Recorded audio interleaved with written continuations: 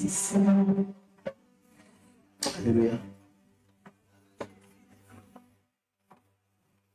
Notre sœur veut chanter un chant à l'Éternel avant que nous passions à la prédication. Merci parce que Dieu. Merci pour la vie encore. Merci Seigneur pour la vie que tu m'as accordée. Je veux te chanter. Pour exprimer ma reconnaissance ce matin. Merci Seigneur, tu gardes mes enfants.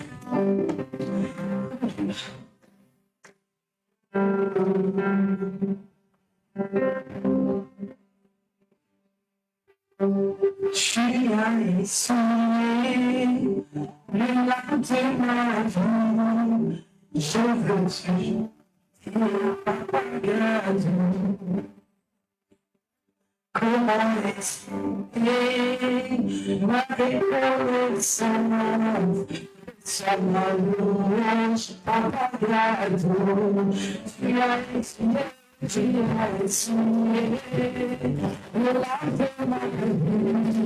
Je veux te chanter, papa, comment exprimer ma reconnaissance. Sur ma louange, papa, tu as essuyé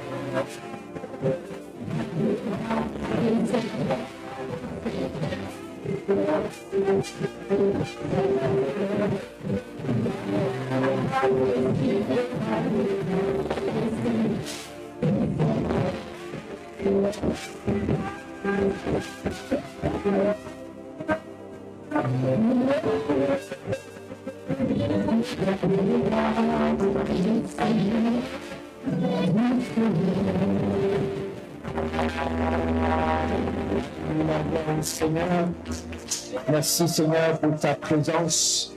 Merci pour l'année de plus que tu as donné à notre sœur qui te chante et te loue ce matin avec le souffle de vie que tu lui donnes. Merci Seigneur à nous que tu as réveillé ce matin, Seigneur.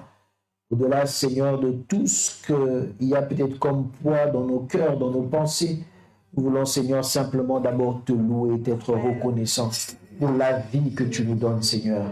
Sois le maître, sois le roi, sois le Seigneur de toutes choses, et que Jésus-Christ, tu puisses régner en ce lieu. Nous disons Amen. Là au Seigneur, nous allons reprendre nos places, que notre Seigneur soit glorifié. Alléluia. Alléluia. Alléluia. Gloire au Seigneur. Je vais t'inviter à prendre la parole de Dieu, la Bible, dans le livre d'Actes des Apôtres, s'il vous plaît. Il n'y a pas longtemps, nous avons célébré la Pentecôte. Amen. Amen. Et moi, je suis toujours curieux d'aller voir, de me dire, on a fêté, on a parlé de tel événement, mais que ce ne soit pas simplement un événement, mais que ce soit des choses vraies dans notre vie. Alléluia. soient des choses vraies dans notre vie. Pas seulement comme des fêtes que l'on célèbre sans pour autant tirer les leçons, mais que l'on puisse comprendre pourquoi Dieu permet cela. Je suis vivant, je fête un anniversaire, pourquoi Dieu permet que je vive jusqu'à cet âge? Au-delà de la louange que je peux rendre à Dieu, mais pourquoi Dieu me maintient encore en vie sur la terre? Il n'y a pas de hasard. Dieu sait ce qu'il fait. Amen. Je me réveille le matin, je me dis, Seigneur, pourquoi ce matin, tu m'as encore donné le souffle de vie? C'est vrai que des fois, on est dégoûté de notre propre vie. Mais Dieu te donne encore la vie. C'est quand même bizarre. Toi, peut-être au moment où tu te dis, je suis dégoûté, mais Dieu permet que tu te... Ça veut dire que si Dieu permet, pour Dieu, c'est encore bon.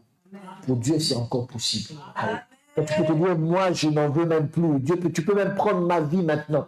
Mais si lui, il ne le fait pas, parce qu'il sait que c'est encore bon. Alors, s'il sait que c'est encore bon, pourquoi toi-même, tu te condamnes et tu continues de t'affliger? Pourquoi? Parce que celui qui connaît ton présent et ton futur, c'est Dieu. Amen.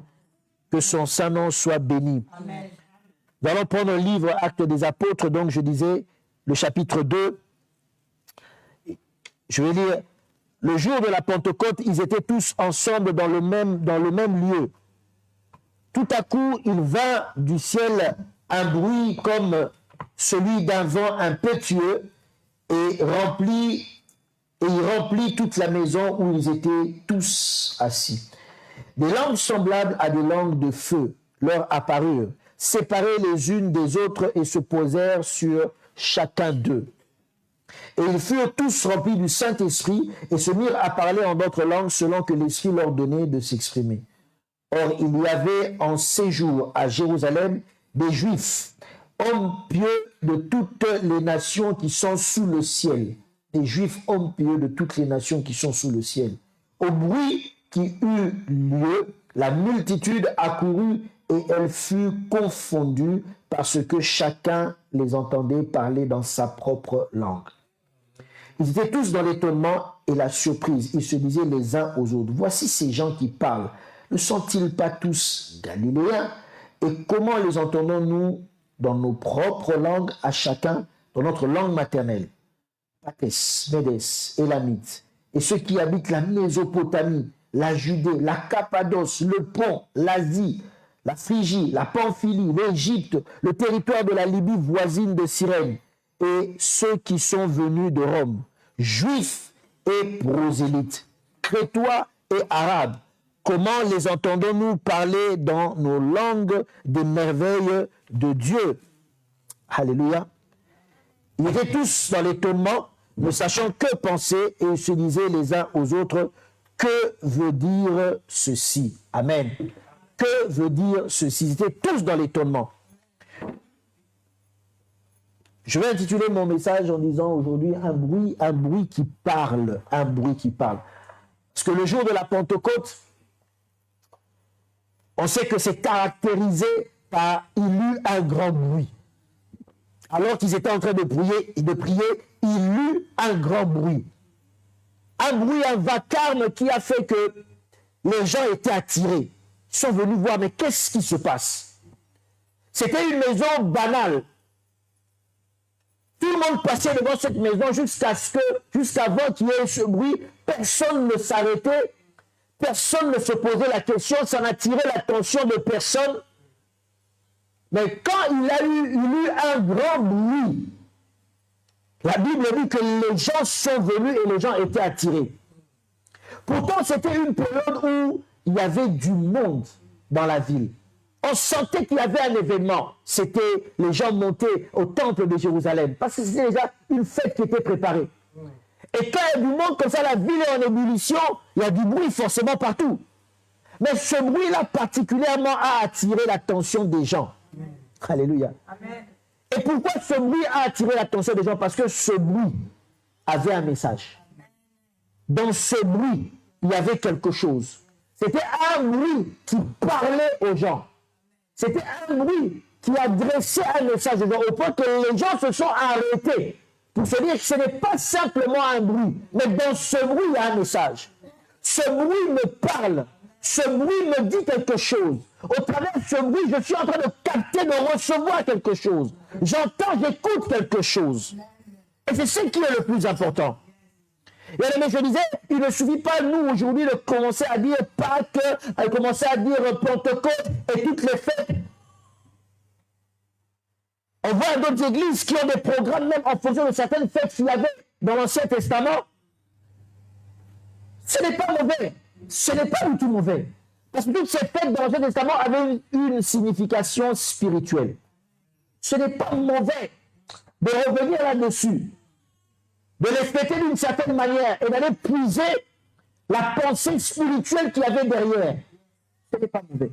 Mais si bien aimé, nous ne comprenons pas pourquoi Dieu a fait ces choses, ces fêtes qui ont déjà été établies, et pour certaines qui sont déjà passées, la Pâque, Christ est mort, il est ressuscité une fois. Nous ne faisons que célébrer cela. Alléluia. La Pentecôte, la venue du Saint-Esprit, le Saint-Esprit est déjà arrivé. Nous ne faisons que célébrer cela. C'est tout.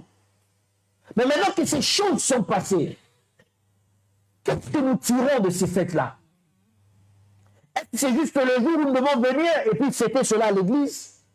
Où on fait des grands programmes, on fait des grands séminaires. Après, quand ça passe, quel message ça nous apporte dans notre vie? Quel message ça apporte à l'église?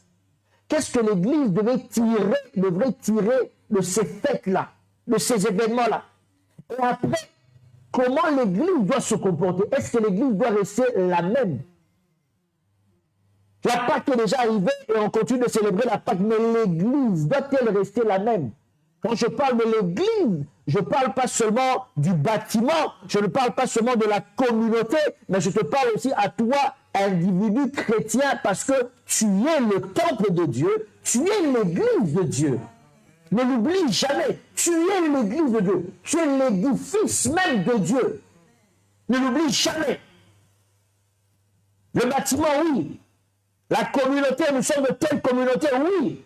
Mais tu es l'église de Dieu. Et ce qui me fait mal aujourd'hui, c'est que l'église, et surtout, ceux qui se disent pentecôtistes. Oh, les pentecôtistes, ils se caractérisent par le bruit. Là, les pentecôtes, ça chauffe. Quand les pentecôtistes prient, alors là, tu sens qu'ils sont en train de prier. On élève la voix, ça bouillonne, on bouge, on parle en langue, ça chauffe. Alléluia. On fait des grands séminaires, c'est très bien, c'est très bien. Pas contre cela. Quand les gens prient, il faut qu'on sente que c'est vivant. Alléluia.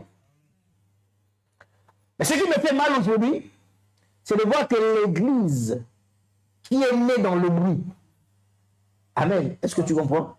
L'église est née dans le bruit, il y a un bruit. L'église, la Pentecôte, c'est ce jour-là où l'église est née. Donc l'église est née dans le bruit.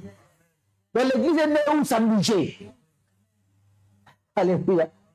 Donc tu sors du ventre de ta maman, tu commences déjà à bouger, faire des dégâts. Ça c'est l'église. Parce que le feu ne peut pas te laisser tranquille. Amen. Et ça c'est très bien. Mais ce qui me fait mal, laissez-moi revenir là-dessus, c'est que l'église aujourd'hui fait beaucoup de bruit. Mais un bruit qui est vide. Faisons attention que l'église ne devienne pas, comme on dit, des tonneaux vides, qui font beaucoup de bruit, mais au final, dans ce bruit-là, il n'y a rien. Revenons à ce que la Bible nous dit et que l'église soit ce corps de Christ. Ces gens que Dieu a élevés, qui font beaucoup de bruit, je dis bien beaucoup de bruit, mais un bruit qui apporte un message dans ce monde. Si c'est faire du bruit pour le plaisir de faire du bruit, bien aimé, nous ne sommes pas différents du monde. Quelle est la différence? Quelle est la plus-value que nous apportons? Si nous devons faire du bruit comme tout le monde le fait. Si nous devons faire du bruit comme tout le monde le fait, où est la plus-value? Où est la chose que nous apportons de plus? Qu'est-ce que nous donnons et qu'est-ce que nous communiquons finalement à ce monde? L'église veut se comporter comme tout le monde. Le monde fait du bruit, l'église va faire aussi du bruit. Le monde commence à faire des concerts, l'église va faire aussi des concerts. Le monde commence à être challengé à faire des concerts dans les plus grands stades. L'Église aussi veut faire des concerts dans les plus grands stades. Le monde veut avoir les plus belles édifices. L'Église aussi, challenger. Nous aussi, l'Église, on doit avoir les plus beaux bâtiments. Pas seulement le monde. Alors, on se lance dans des beaux bâtiments. On se lance dans des constructions pharaoniques, des grandes églises, des grandes bâtisses. Les gens du monde, quand ils chantent, les gens dansent. Alors nous aussi, les chrétiens, quand nous voulons chanter, nous voulons aussi que les gens dansent. On fait exactement la même chose. Les gens du monde, ils voyagent. Nous aussi, les chrétiens, nous voulons commencer à voyager. Dans certains milieux, vous savez, si tu es un pasteur, si tu ne voyages pas, ça veut dire que Dieu ne t'a pas encore confirmé. C'est le jour où tu commences à voyager, là on dit, ah, notre pasteur, il voyage beaucoup, hein. C'est synonyme qu'il est béni. Le monde recherche à faire des plans, comme on dit. L'Église aussi, son challenge, c'est faire des plans.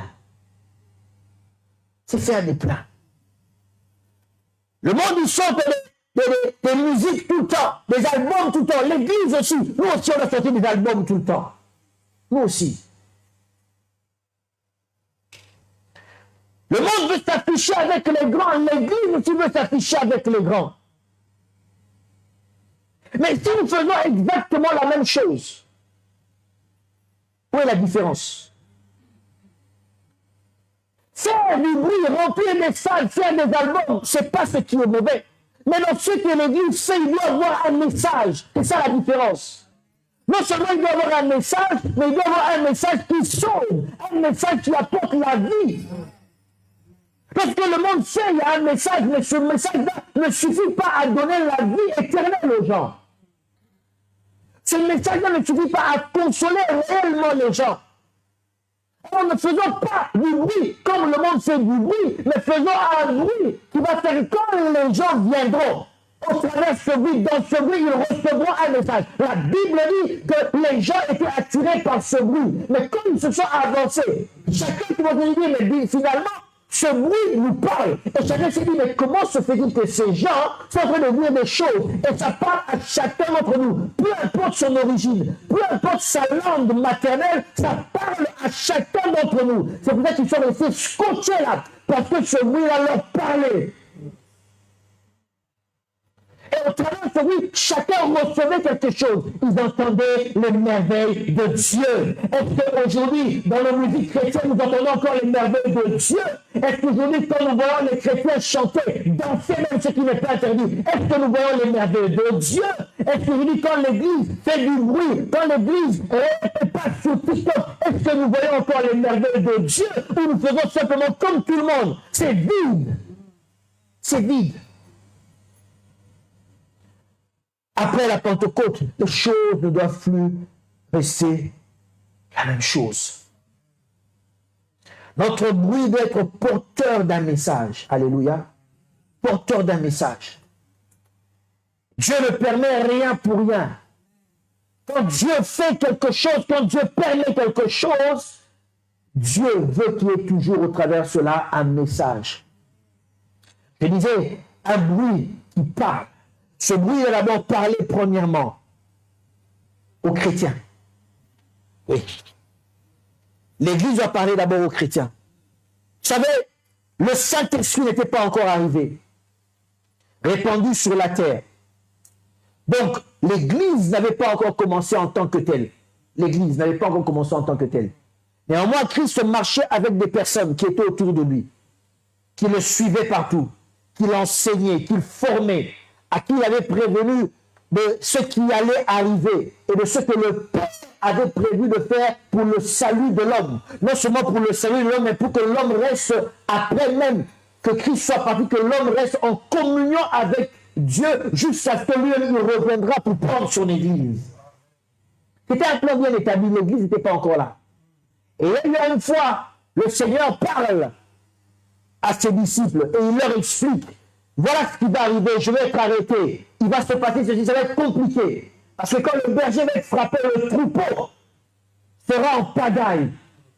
Ils étaient en train de l'écouter Et d'un côté, ils ont laissé parler cet amour qu'ils avaient. Ils ne réalisaient pas tellement le challenge, ils ne réalisaient pas tellement ce qui allait arriver. Vous savez, quand tu as toujours vécu avec un protecteur, tu ne te rends pas compte des fois de combien la vie peut être rude. Parce qu'il y a toujours quelqu'un pour trouver une solution pour toi. Quand ils avaient faim, on pouvait même leur autoriser le jour du sabbat de cueillir des épis et de manger. Quand ils avaient un problème, il n'y avait pas de solution. Ils venaient pour dire, réveille-toi, ne vois-tu pas que nous sommes en train de sombrer? Ils avaient ce protecteur-là. Mais ils ne se rendaient pas compte que la vie était rude et qu'il fallait qu'ils affrontent maintenant la vie seule. Ils ne se rendaient pas compte. Et Pierre s'est levé et il a dit au Seigneur, Seigneur, moi jamais. Tout le monde pourra t'abandonner, tout le monde pourra partir. Moi, Pierre, je resterai avec toi. Moi, Pierre, je serai avec toi. Alléluia. L'Église n'était pas encore née. Alors, le Seigneur a parlé, a dit, je ferai une chose. Ça ne sera pas l'Église, mais ça sera comme le symbole de l'Église. Ça sera un animal. Le coq va chanter. Il dit, quand le coq va chanter, tu comprendras que ce que je t'ai dit aura déjà été accompli. Trop tard, tu m'auras déjà renié. Alléluia. Et cette nuit-là, alors qu'on l'a arrêté, une première fois, on lui a posé la question, il a renié. Il ne se rendait toujours pas compte. Une deuxième fois, il a renié. Une troisième fois, la Bible dit en ce moment-là, on va prendre Matthieu 26. La Bible dit en ce moment-là qu'il s'est passé quelque chose. Ce que le Seigneur avait dit, c'est accompli. Alléluia.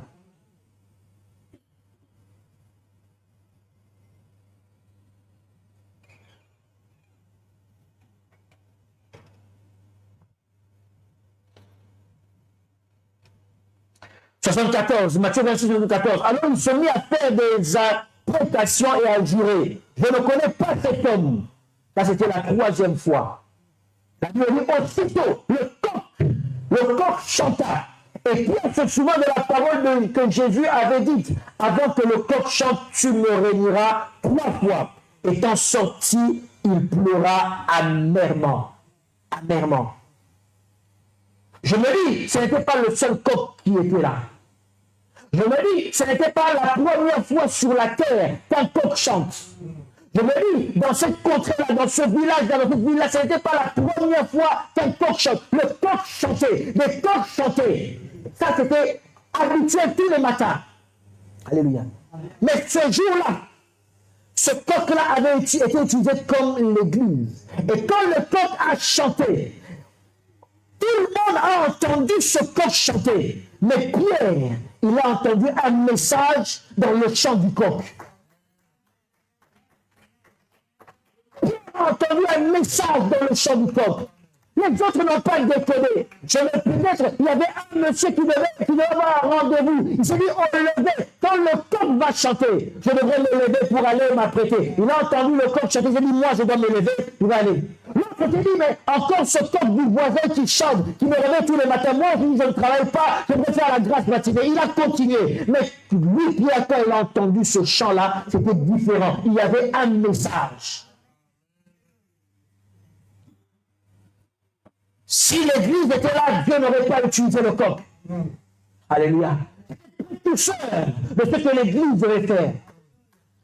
Faisons du bruit, chantons si nous voulons, parlons si nous voulons, faisons des séminaires si nous voulons, faisons tout ce que nous voulons, des retraites, tout ce que nous voulons, remplissons des stades pour des concerts ou pour des prédications, faisons tout ce que nous voulons. Ayons les plus belles églises, ayons des méga churches ou des églises avec 2 ou 1 personne, peu importe. Mais l'église, si nous faisons du bruit, veillons à ce que dans notre bruit, il y ait un message. Veillons à ce que dans notre bruit puisse véhiculer quelque chose. Ce coq-là n'avait pas chanté pour rien. Au moins, le coq a chanté, une personne a pu se repentir. Comment le fait de nos jours encore, de nos jours actuellement, quand l'église parle, on peut voir encore des gens se repentir dans l'église. Combien de fois? Combien de fois dans nos cultes, nous avons encore des appels pour que les gens donnent leur vie au Seigneur? On va des concerts où c'est plein. Mais est-ce qu'on prend même le temps, 5 minutes, de demander aux gens et de leur dire, si tu n'as pas Jésus-Christ, tu n'as pas la vie éternelle, on prend encore le temps à cela. Méfiez-vous, méfiez-vous. Des fois, on voit les concerts de 20 000 places, 50 000 places, concerts chrétiens. Sachez bien que dans les 50 000 places, tout le monde n'est pas sauvé. Il y a même des païens qui y vont. Il y a même ceux-là qui se disent soi-disant chrétiens, mais qui y vont. J'aimerais que dans des moments pareils, une parole puisse sortir et qu'ils se rendent compte que je ne peux plus marcher un pied dedans, un pied dehors. Si je suis chrétien, je dois être totalement. C'est des endroits pareils où même le chrétien doit être interpellé. Est-ce que dans les églises, quand on fait encore du bruit, quand on a l'occasion de rassembler toutes ces personnes, est-ce qu'on voit encore des personnes se repentir et dire, j'ai reçu le Seigneur, mais je menais encore une mauvaise vie. Maintenant, je veux que ma vie soit conforme. Est-ce qu'on voit encore des chrétiens se repentir? Est-ce qu'on voit encore des chrétiens? Est-ce que de nos jours, il y a encore, je me pose la question, est-ce que de nos jours, il y a encore des entretiens où les gens prennent rendez-vous dans le bureau du pasteur, des cures d'âme, où les gens viennent confesser. Pasteur, je viens tous les jours, le dimanche à l'église. Ça fait 5 ans. Tu me vois toujours devant, à tel endroit. Je travaille même dans tel département. Et pasteur, ça fait un moment. Je marche plus selon la volonté de Dieu. Priez pour moi. Je ne veux plus. Parce que le message du dimanche, ça m'a touché. Est-ce qu'on entend encore des choses pareilles? Le message du dimanche, encore on a eu le séminaire, tel pasteur, quand il a prêché, ça m'a touché. Je me suis dit, il faut que je mette ma vie en règle. C'est vrai que je viens à l'église, mais je suis encore dans le monde. Je veux que ça change. Est-ce qu'il y a encore des entretiens pareils? J'aimerais bien. Je ne sais pas, je ne réponds pas à ma propre question, mais j'aimerais bien faire un peu ce sondage. Combien de pasteurs ont encore des rendez-vous pareils? Aujourd'hui, les rendez-vous, c'est pasteur, j'ai mal dormi. Qui est le sorcier de ma vie? Pasteur, j'ai un projet. Prie pour moi, il faut que je voyage. Les entretiens, c'est maintenant plus ça. Pasteur, est-ce que Dieu, j'ai rêvé? Est-ce que ce ne serait pas ma grand-mère? Pasteur, j'ai payé pour la consultation prophétique. On vient pour la consultation prophétique. Alors, on lui dit que c'est elle, le nom de ton grand-père, etc., etc., etc. Les gens ne prennent rendez-vous que pour ça. Est-ce qu'il y a encore des gens qui prennent rendez-vous pour confesser leurs péchés? Est-ce qu'il y a encore des gens qui prennent rendez-vous pour dire non, je veux devenir un vrai chrétien? J'en ai marre. J'en ai marre. Pendant le séminaire, pendant la retraite, j'ai senti, pendant qu'on chantait tel chant, j'ai senti un amour de Dieu monter en moi. Ma soeur, je veux que vous puissiez m'aider à aller de l'avant. Que j'aille plus loin avec le Seigneur. Vous êtes un simple chrétien. Est-ce qu'il y a encore des chrétiens pareils? Est-ce qu'on peut faire un sondage pareil auprès des pasteurs? Je suis prêt à parier. Mais je ne vous dis pas sur quoi je vais parier. Moi, je pense qu'il y aura très peu. Peut-être que je vais perdre, mais je pense qu'il y aura très peu. Parce que je pense qu'aujourd'hui, l'Église fait beaucoup de bruit. Mais dans ce bruit-là, il n'y a rien. Il n'y a rien. Il n'y a absolument rien. Absolument rien.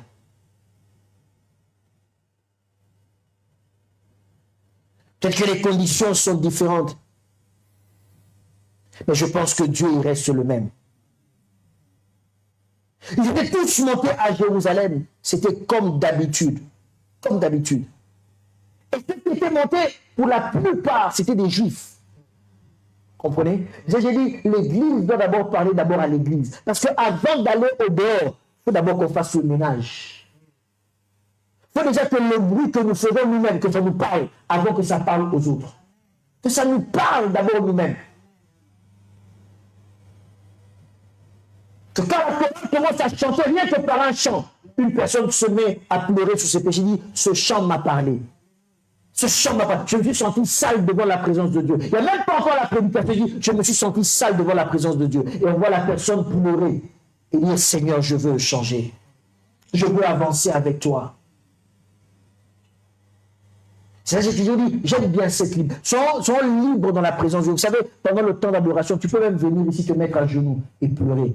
Tu as cette liberté-là. C'est cette liberté-là.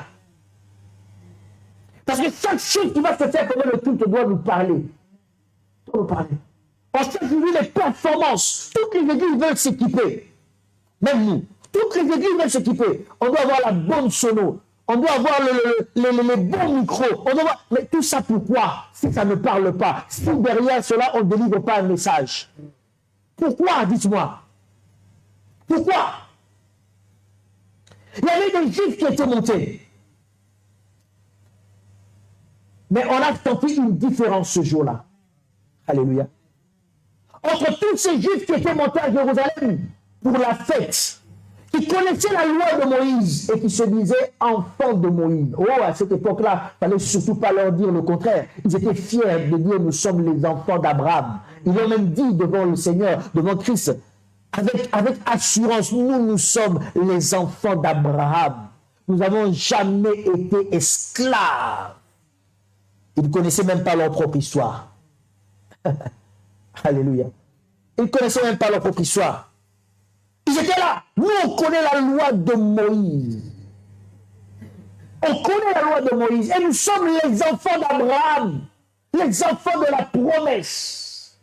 Dieu, c'est notre Dieu, Yahweh, le véritable Dieu. Le seul qui est sur la terre, c'est le nôtre. Ce n'est pas le Dieu des autres personnes, c'est le nôtre. Et on ne veut même pas le partager. Ils étaient là fiers d'eux. On monte à Jérusalem, c'est la fête. On a les beaux habits. Nous sommes le peuple élu de Dieu. Le peuple aimé de Dieu, c'est nous. Mais quand il y a eu un bruit, et que ce bruit a parlé, on a senti qu'au sein même de cette communauté, il y avait deux tendances. Il y avait ceux-là qui ont vécu ce bruit, et ce bruit-là avait un message. Et ce message a séparé deux personnes, deux groupes. Un groupe qui a reconnu que ici, c'est la promesse de Dieu qui s'accomplit. Et un autre groupe qui n'avait rien compris. Et ils étaient étonnés. Qu'est-ce que je veux dire par là? C'est que quand il y a le bruit parle et ça distingue d'eux. Il y a des chrétiens qui sont que religieux et il y a des chrétiens qui sont réellement revêtus de la puissance. Quand le Saint-Esprit descend après la Pentecôte, pour la célébrer, que depuis la Pentecôte est arrivée dans ce monde, ça nous permet de distinguer deux groupes. Je ne suis pas encore avec le monde, je parle au sein de l'Église. Je suis encore dans l'Église, dans le mur. Deux groupes. Il y en a qui sont restés religieux, comme ceux-là. Ils savaient que c'était la fête. Ils connaissaient, ils avaient la loi de Moïse. Ils connaissaient ce que Moïse avait dit de faire et de ne pas faire. Ils connaissaient ce que la loi avait permis et ne pas permis. Ce qu'ils devaient manger et ne pas manger. Ils connaissaient toutes les fêtes par cœur. Ils savaient qu'ils étaient descendants d'Abraham.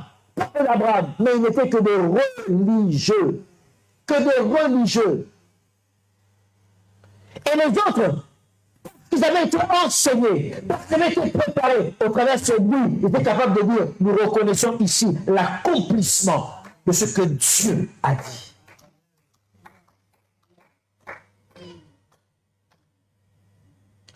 Il est temps que dans l'Église, avec la Pentecôte, le Saint-Esprit est désormais répandu sur nous, que les religieux puissent comprendre que le temps n'est plus à rester dans cette position-là. Le Saint-Esprit survenant sur nous ne peut pas te laisser dans une position où tu n'es qu'un religieux. Il faut que tu sortes et que tu changes ta manière de marcher avec le Seigneur. Et je l'ai dit encore aujourd'hui, beaucoup, même dans ce milieu dit évangélique, beaucoup sont encore des religieux. Des religieux. Il y en a même qui sont allés jusqu'au baptême, ils vont te dire, je suis baptisé, mais religieux. Religieux. Ils connaissent les versets bibliques, mais religieux. Ils te diront, j'ai une église, j'ai un pasteur, mais ils ne sont que des religieux. Pourquoi? Parce qu'ils ne vivent pas la parole de Dieu. J'ai toujours dit, bien aimé, il ne suffit pas seulement de dire, j'ai accepté Christ, j'ai une église. Ça, c'est le point de départ. La vie chrétienne, c'est une vie de tous les jours. Tous les jours. Je le dis à tout le monde, je le dis bien, je le dis à tout le monde, mais j'insiste beaucoup, chaque fois je le dis, j'insiste beaucoup sur les jeunes. La jeunesse d'aujourd'hui a ce plus grand piège d'être que des religieux. On voit beaucoup de chrétiens qui vont te dire, je suis chrétien. On va te dire, beaucoup de chrétiens vont te dire, j'ai une église. J'y vais même depuis que je suis enfant. Beaucoup de chrétiens vont te le dire, beaucoup de jeunes. Regardez dans les concerts aujourd'hui, c'est plus les jeunes qui y vont, les concerts chrétiens. C'est plus les jeunes qui y vont. C'est la génération des jeunes aujourd'hui qui chantent, qui sont entre guillemets comme des stars. Et les jeunes se retrouvent dans ce concert-là, dans cette ambiance-là. C'est comme s'ils étaient en train de combler peut-être le fait de ne pas pouvoir partir dans une boîte de nuit. Mais tous ces jeunes-là, après avoir chanté dans les concerts chrétiens, soi-disant, quand tu vois leur vie de tous les jours, ils n'ont même pas 5 minutes où ils ont un culte personnel. Même pas. Mais il va te dire, je suis chrétien. Demande-lui combien de fois tu pries par jour. Combien de temps tu prends dans la prière. Pas de temps de prière. Des fois, c'est par ignorance, parce qu'on ne leur a jamais enseigné.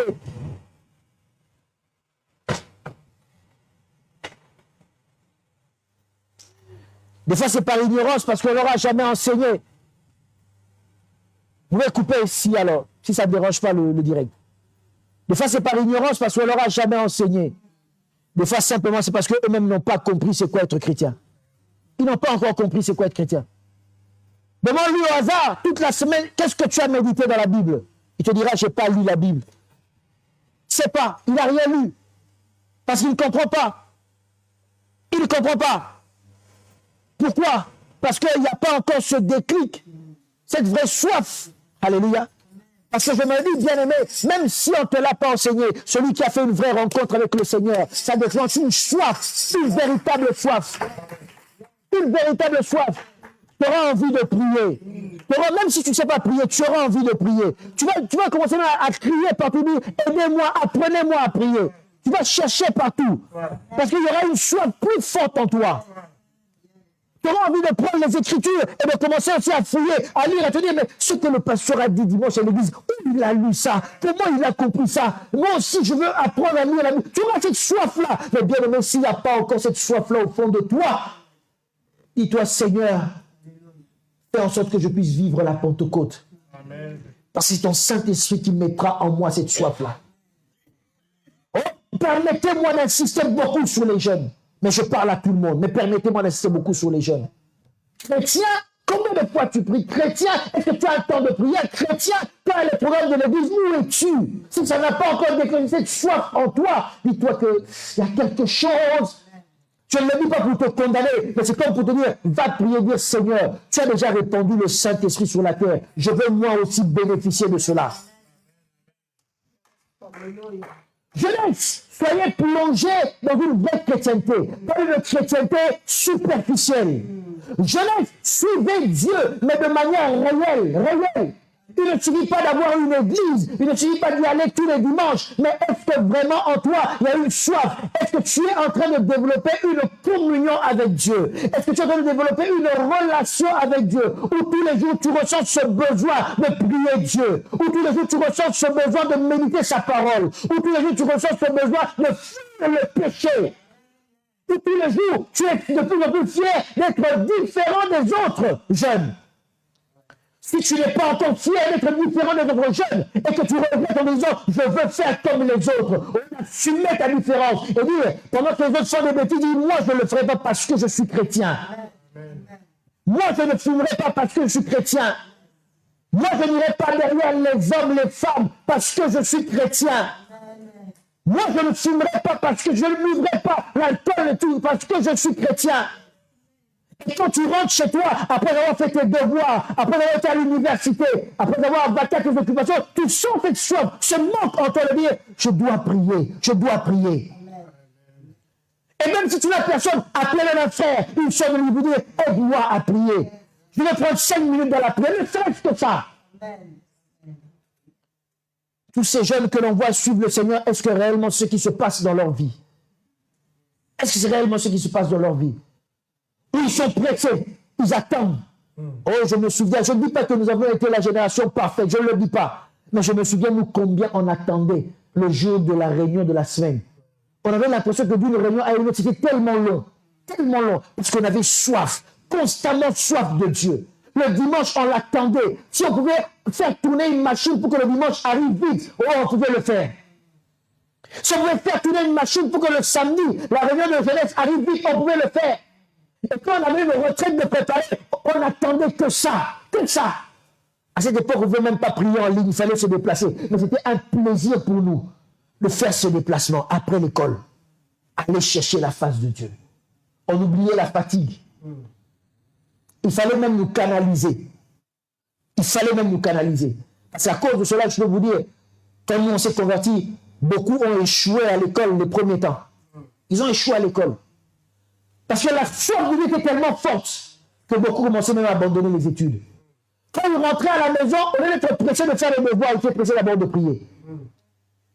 Il fallait nous canaliser. Je dis bien, il fallait nous canaliser. Il fallait nous canaliser. Mais si tu ne vis pas ce débordement-là, c'est qu'il y a quelque chose que tu n'as pas loupé, que tu as loupé. Ouais. Il fallait qu'on soit prêt à commencer à te canaliser pour dire non, mon enfant, oui, l'église c'est bien, c'est moi ton père, c'est moi ta mère qui t'a appris, mais tu dois d'abord faire tes devoirs, s'il te plaît. Parce qu'on sent que ça déborde en toi. Mais est-ce que c'est le cas aujourd'hui chez les jeunes qui se disent chrétiens? Est-ce que c'est le cas? Est-ce que c'est le cas? Je me rappelle encore, je l'ai toujours dit, il y avait des programmes à l'église à l'époque, on venait à peine de se convertir, on n'avait aucune fonction. Aucune fonction. C'était même pas un programme de l'église, des fois c'est le programme de la cellule. On dit tel jeudi, on va recevoir telle personne et on veut avoir un culte, peut-être par rapport à la Pentecôte. On n'avait aucune fonction à la cellule.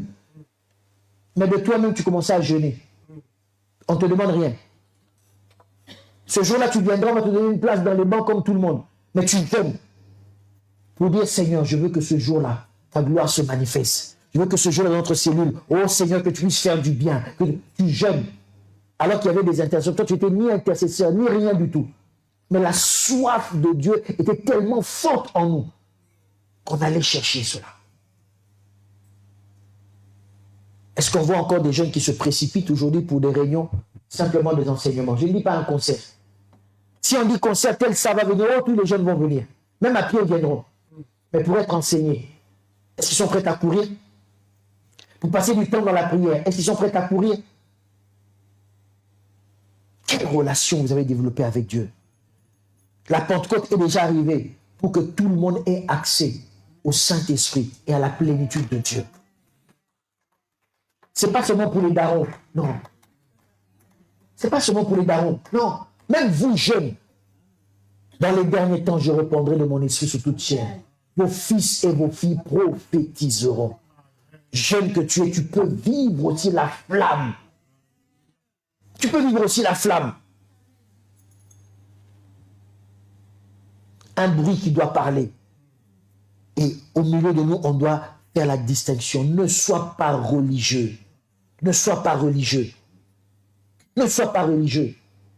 Tu viens à l'église, tu respectes, mais en dehors de l'église, est-ce que tu vis? Le Saint-Esprit, la Pentecôte, c'est pourquoi? Pour que Dieu donne la capacité de vivre la vie chrétienne. Donc, tu es capable. Si réellement tu célèbres la Pentecôte, ça veut dire qu'un jour, Dieu a envoyé son esprit.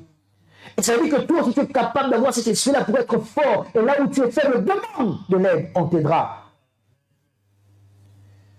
Mais si nous partons ici, nous prêchons, et que ça ne parle pas, si ça ne te touche pas, si ça ne se booste pas, alors nous faisons un bruit pour rien. Pour rien.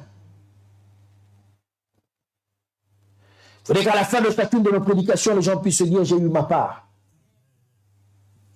Et quand je dis j'ai eu ma part, ce n'est pas seulement dans le sens où ça te fait du bien, mais aussi dans le sens où des fois, ça fait mal. Et tu te dis, mais celui qui est en train de parler, qui lui a parlé de ma vie? J'ai l'impression qu'il est en train de me pointer du doigt. Et la bonne attitude, ce n'est pas de dire je fuis, parce qu'on parle de la vie des gens. Mais si tu ne veux pas que l'évangile te parle à ta vie, alors pourquoi tu veux? Pourquoi tu veux venir écouter la parole?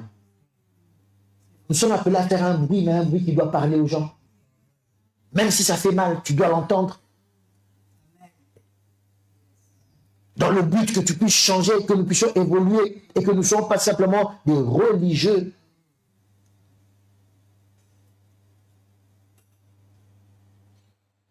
Ça doit nous interpeller. Nous devons tous être appelés à être des vrais chrétiens. Le Saint-Esprit est déjà arrivé, bien aimé. Et chaque chose que nous faisons, ça doit parler. Le bruit que l'Église fait aujourd'hui doit nous parler, bien-aimés. Ne faisons pas les choses pour le plaisir de faire. Il faudrait que quand nous venons dans la maison de Dieu, ne serait-ce que même à partir de la chorale, ça commence déjà à parler aux gens. C'est un bruit qui doit parler. Alléluia. Le modérateur, c'est un bruit qui doit parler. Le prédicateur, c'est un bruit qui doit parler. Chaque bruit qui se fait dans l'église doit parler.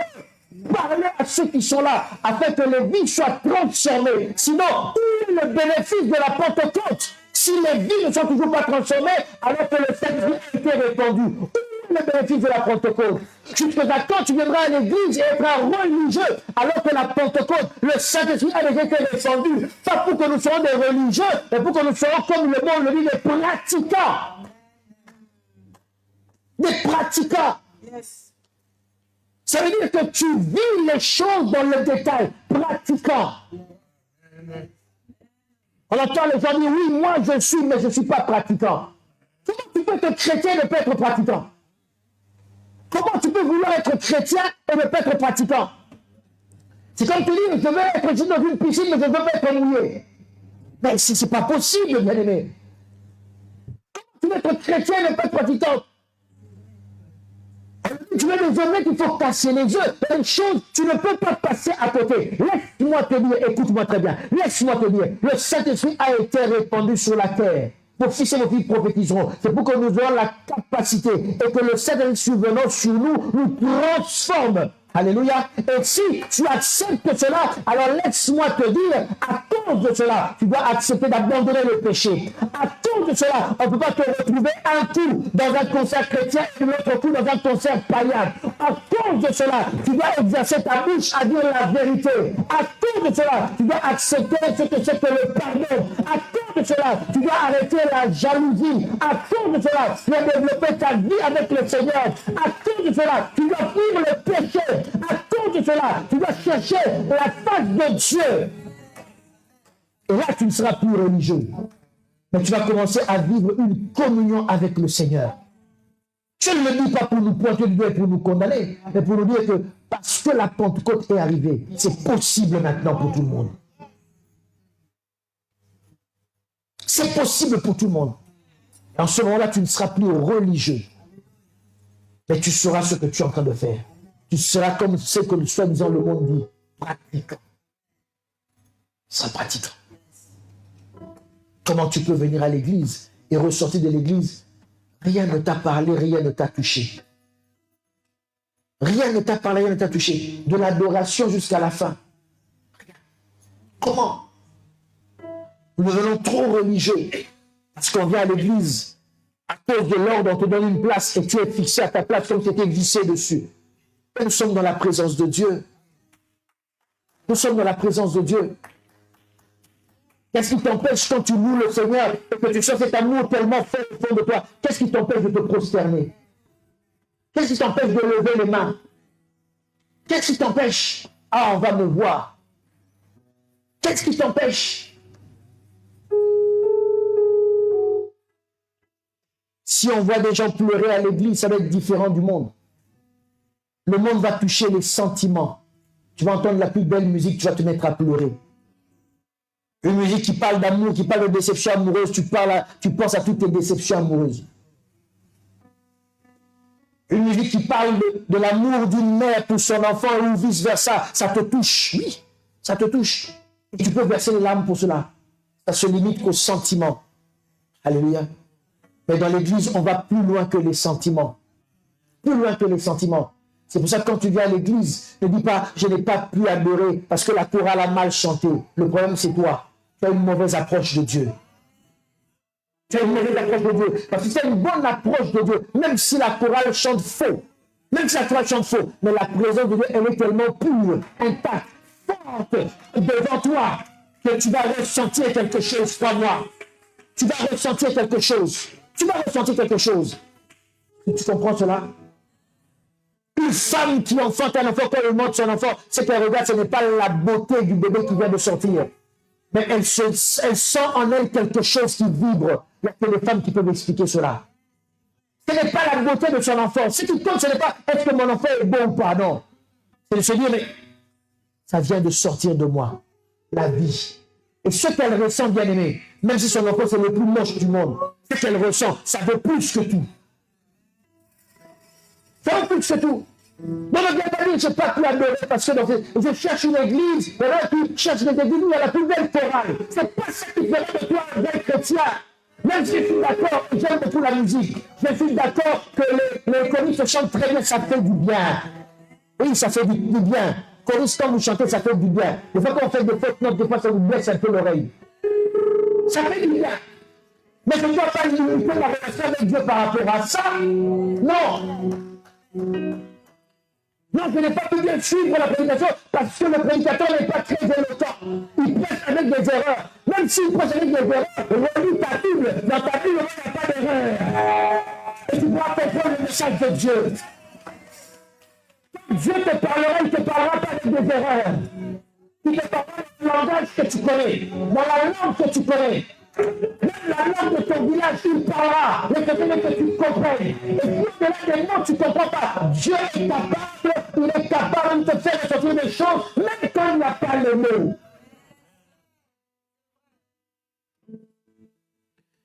Moi, je ne sais pas m'exprimer devant les gens. La Bible dit quand c'est tellement fort en nous, par des soupirs inexprimables, nous arrivons à faire monter vers Dieu ce que nous ressentons au plus profond de nous. Dieu il comprend, il entend, il valide, il atteste et il communie avec toi. Bien aimé, nous n'avons aucune raison. Nous n'avons aucune raison. Arrêtons chaque fois de rejeter la faute sur les autres. Nous n'avons aucune raison. Oui, mais là-bas, il n'y a pas la climatisation. Alors quand on va là-bas, il fait chaud, je n'arrive pas à me concentrer.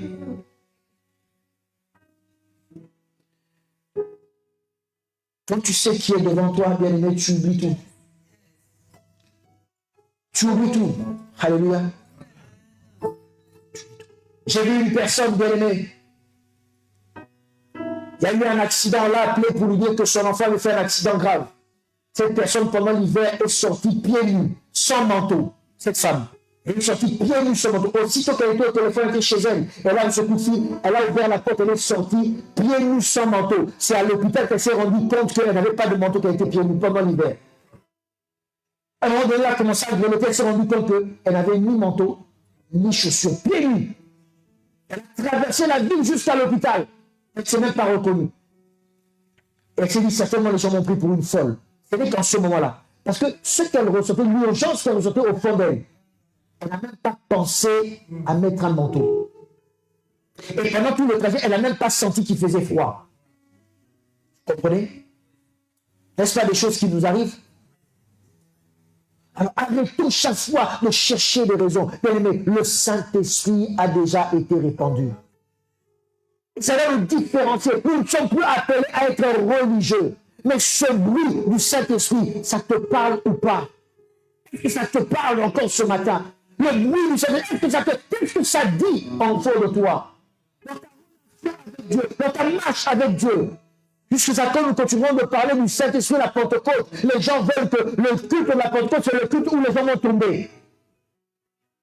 Le culte de la Pentecôte, c'est le jour où il y aura le plus de prophéties, le plus de paroles de connaissance. C'est bien ces choses-là, bien aimé. C'est bien, j'aime ces choses-là. Oh, combien j'aime ces choses-là. J'aime. Gloire au Seigneur. Je prophétise. Gloire au Seigneur. J'ai le nom de paroles de connaissance. Gloire au Seigneur. Gloire au Seigneur. Gloire au Seigneur. Même ceux qui me suivent savent que je suis en train de le dire, je le dis, je le répète. J'ai ce don-là. Gloire au Seigneur. Mais ça ne suffit pas, notre relation avec Dieu. Ça ne suffit pas. Ce n'est pas ça qui fait notre relation avec Dieu. Sinon, nous devenons religieux. Religieux. On n'a pas le plus beau culte parce que les gens sont tombés. On n'a pas le plus beau culte parce qu'on a eu celui qui vient et qui peut prophétiser pendant des heures sur la vie de chacun. C'est pas ça le plus beau culte. Le plus beau culte, c'est quand on voit des gens simplement lever leurs mains, être en communion avec Dieu, même s'il n'y a pas d'adoration. Il suffit simplement qu'on capte par image ces instants-là. On voit des gens avec leurs mains levées, prier d'une manière sincère, simple devant Dieu. La présence de Dieu les remplit tellement qu'ils se libèrent de la présence de Dieu. Parce qu'on sent qu'ils ressentent quelque chose au fond d'eux, quelque chose de vrai, de sincère. Est-ce que l'Église vit encore ce genre de choses? Est-ce que l'Église vit encore ce genre de choses? ou quand tu viens le matin, tu es pressé d'arriver avant même que le culte commence. Parce que tu veux être dans un coin et commencer à te préparer. Est-ce qu'on voit encore des gens avant le culte rester peut-être à leur place, mais commencer déjà à bénir Dieu? Est-ce qu'on voit encore des gens avant que le culte commence, rien que sur les sons ou la musique qui joue de fond, ces personnes-là commençaient déjà à adorer Dieu? Ça veut dire qu'elles ne sont pas venues voir un homme, elles sont venues rencontrer Dieu. Et une fois qu'elles sentent la présence de ce Dieu-là, ça joue sur elles. Est-ce qu'on peut encore vivre ces choses? Est-ce qu'on peut encore? Pourquoi pas la Pentecôte? Mais nous célébrons la Pentecôte. Si nous célébrons, ça veut dire que nous reconnaissons que le Saint-Esprit a été donné. Mais qu'est-ce que nous faisons de ce Saint-Esprit? Qu'est-ce que nous faisons de ce Saint-Esprit? Nous le limitons seulement à détecter les sorties de notre famille. Est-ce que ça se limite seulement à te dire ce que tu as mangé hier, à te dire le nom de ton grand-père? Est-ce que le Saint-Esprit doit se limiter à cela, bien-aimé? Est-ce que le Saint-Esprit doit se limiter? Mais puis, il est devenu comme, comment on appelle ça? Comment ça s'appelle le truc de Betclic, Minimax, des trucs comme ça? Les gens ont des sérieux besoins de leur vie. Les gens ont des sérieux problèmes dans leur vie. Il y a des nations qui ont des sérieux problèmes. Il y a des nations, des pays qui ont des sérieux problèmes. Et les gens qui, je peux même me permettre de dire, soi-disant qui ont l'esprit de Dieu, ils rendent la tribune comme étant un endroit de PMU où les gens, il faut venir parler pour dire que c'est l'équipe nationale qui va devenir champion du monde. Mais bien aimé, il y a des gens qui sont en train de souffrir et toi, tu viens de dire, Dieu m'a dit, écoutez-moi bien, l'équipe nationale deviendra champion du monde. Quel j'attire de cette histoire? Quel j'attire de cette histoire? Il y a une nation qui a besoin d'un message de Dieu, une directive de Dieu. Ils sont en train de se perdre, de s'entretuer, de mourir. Il y a des populations qui souffrent, qui ne savent plus où aller, que faire. Et ils attendent un message de Dieu, une directive de Dieu, une promesse véritable et ferme de Dieu. Et toi, si ils vont, parce que tu as le chien, tu prends le temps de venir dire, Dieu m'a dit que c'est l'équipe nationale de tel pays qui va remporter la Coupe du Monde. Je ne sais pas, si vous saviez la colère que je ressens au fond de moi en ce moment, je dis, mais qu'est-ce que j'ai à faire avec ça? Qu'est-ce que j'ai à faire avec ça? Les gens ont besoin d'autre chose, bien-aimés. Les gens ont besoin de... Et par là, tu veux nous montrer que c'est à toi que Dieu parle. Regardez le match entre telle nation et telle nation. Le prochain match, Dieu m'a montré, ça sera 2-1. Telle nation va gagner. Je ne sais pas, si tu veux, avec ton nom, va à la FIFA, la base n'a besoin de toi. Mais nous, on n'a pas besoin de ça. Le peuple a besoin d'une directive. Le peuple a besoin de mourir. Les gens qui sont malades, qui attendent une parole de la part de Dieu. Et les gens qui sont en conflit, et les gens qui souffrent au les gens qui ont des problèmes, des blessures. Et toi, tu veux me dire que ce sera telle équipe met avec 2-0. Mais dégage!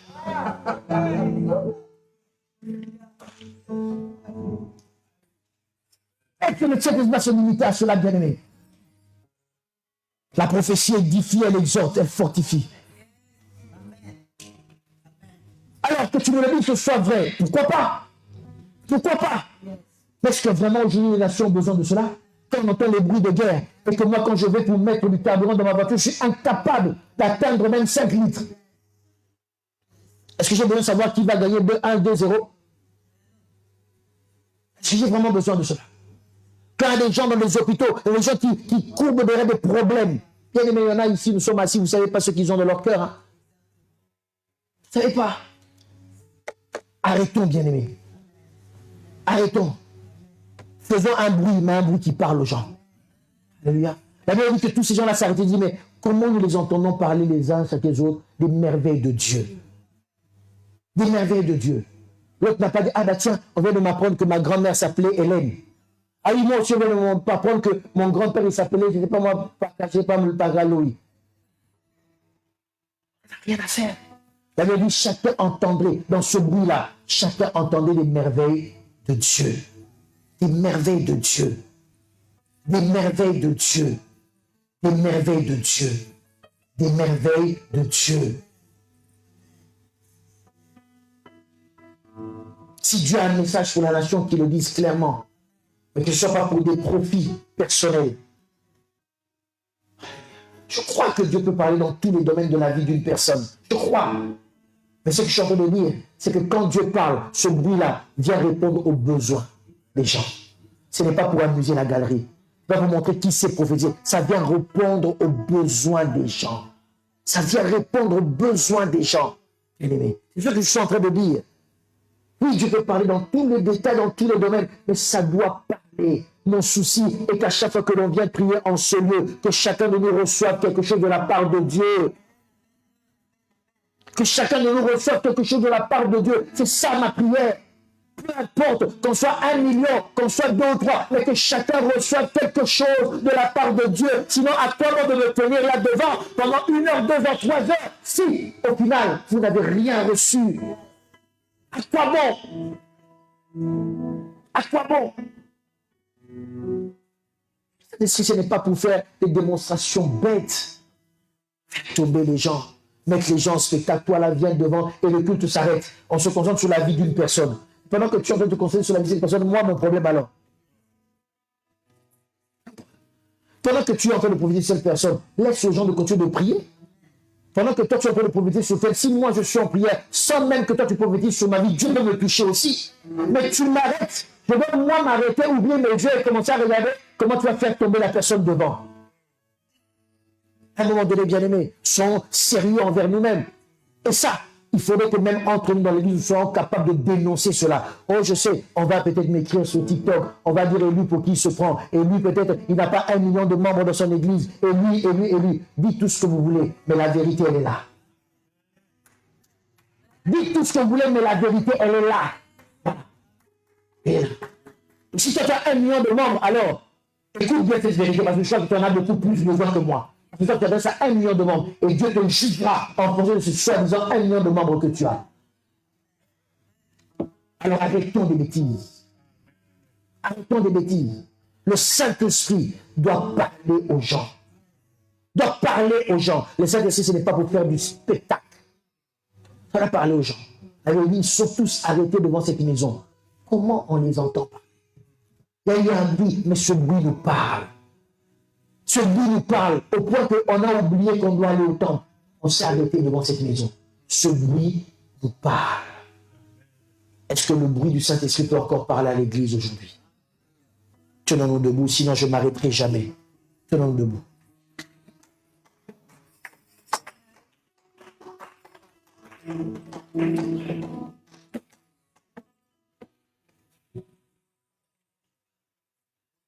J'aimerais que tu ressortes d'ici avec quelque chose de la part de Dieu.